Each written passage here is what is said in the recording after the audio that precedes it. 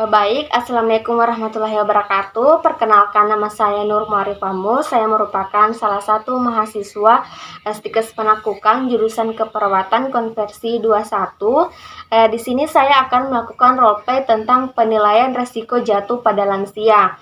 Dan di sini saya sudah bersama dengan Ibu Bodi yang berusia 60 tahun dan saya akan melakukan penilaian resiko jatuh pada beliau. Selamat menyaksikan.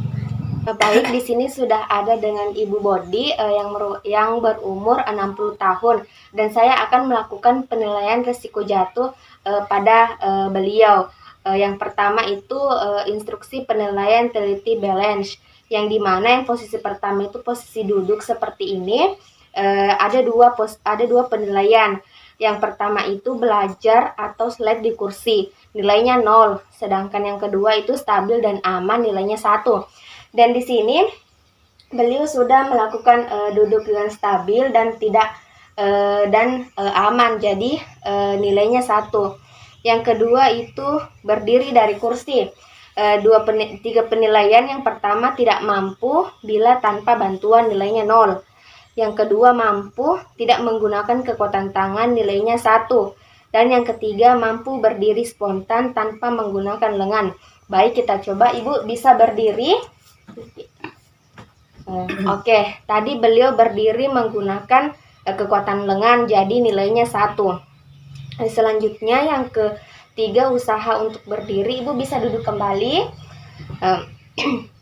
Di sini juga nilainya ada 3. Yang pertama tidak mampu bila tanpa bantuan. Yang kedua mampu tanpa menggunakan kekuatan lengan.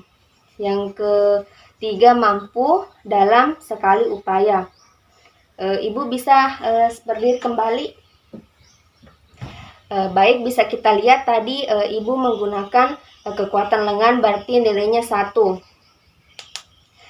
Terus yang selanjutnya posisi berdiri dari kursi segera dalam 5 detik pertama. Ibu bisa duduk kembali.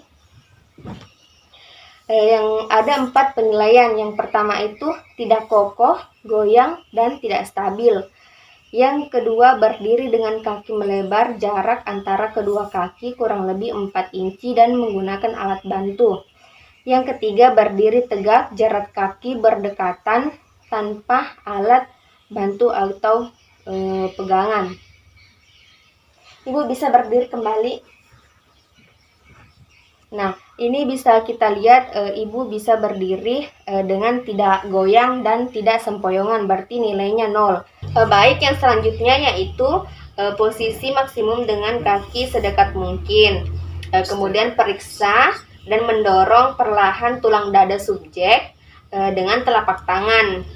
Jadi di sini penilaiannya ada 3. Jika pasien mulai terjatuh, nilainya 0. Yang kedua, goyang atau sempoyongan tidak dapat mengendalikan diri, nilainya 1. Dan yang terakhir, kokoh berdiri stabil, nilainya 2. Baik, saya akan mencoba pada pasien. Ibu silahkan berdiri. Nah, di sini saya akan mendorong menggunakan telapak tangan sebanyak 3 kali. 1, 2, 3. Silahkan duduk, Ibu. Baik, bisa kita lihat sendiri di situ kokoh dan berdiri stabil, jadi beliau mendapatkan skor nilai 2. Selanjutnya yaitu berdiri dengan mata tertutup dengan posisi yang seperti posisi sebelumnya. Di sini adalah 2 penilaian. Yang pertama tidak kokoh dan berdiri kokoh. Ibu bisa berdiri tapi dengan menutup mata Ibu. Silahkan berdiri, Bu.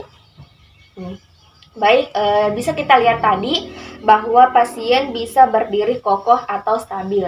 Baik, Ibu silakan buka matanya dan silakan duduk kembali. Selanjutnya yaitu berbalik 360 derajat. 360 derajat. Di sini ada 2 penilaian. Jika tidak mampu melanjutkan langkah berputar, nilainya 0, dan dapat melanjutkan langkah setelah berputar, nilainya 1. Ibu bisa berdiri.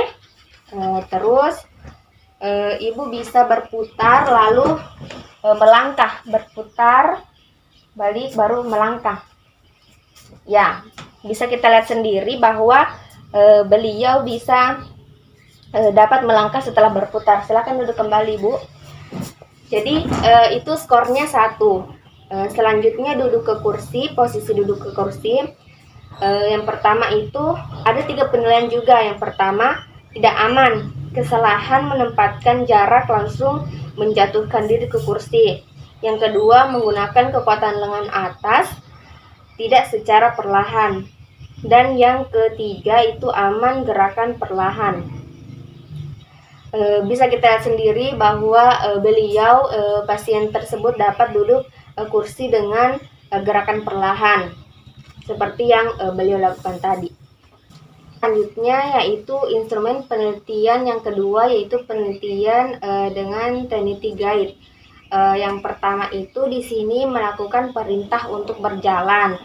Skornya ada 2, penilaiannya ada 2. Yang pertama ragu-ragu untuk mencari subjek untuk mantap dukungan. Yang kedua tidak ragu-ragu dan mantap.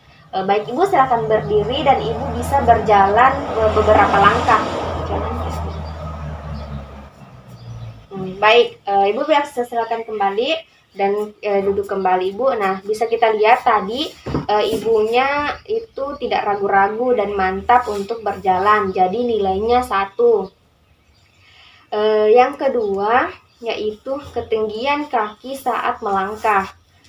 Bisa tadi kita lihat bahwa kakinya itu konstan langkah normal, jadi nilainya 1. Begitu pula dengan kaki kanannya, itu langkahnya normal, jadi nilainya 1. Selanjutnya yaitu panjang kaki juga saat melangkah. Tadi ya, kita lihat sendiri bahwa langkah kakinya itu normal, tidak lambat dan tidak berdempetan dengan kaki sebelumnya. Selanjutnya itu kesimetrisan langkah. Yang pertama itu panjang langkah kaki kiri dan kaki kanan tidak sama, nilainya 0. Dan panjang langkah kaki kiri dan kaki kanan nilainya 1.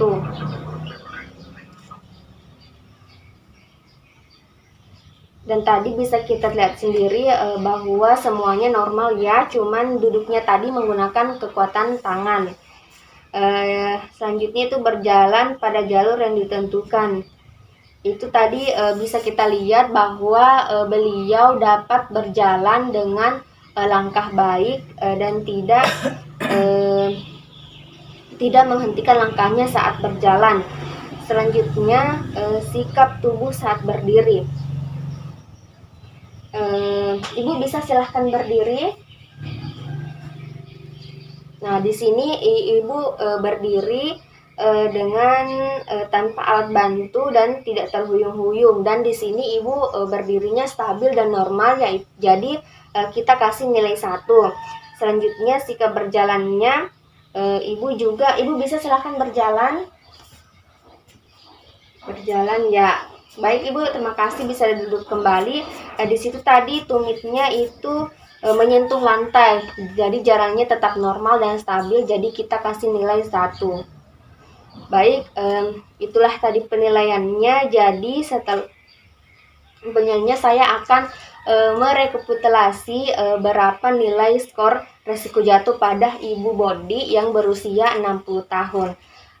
Baik, sekian dari saya. Assalamualaikum warahmatullahi wabarakatuh.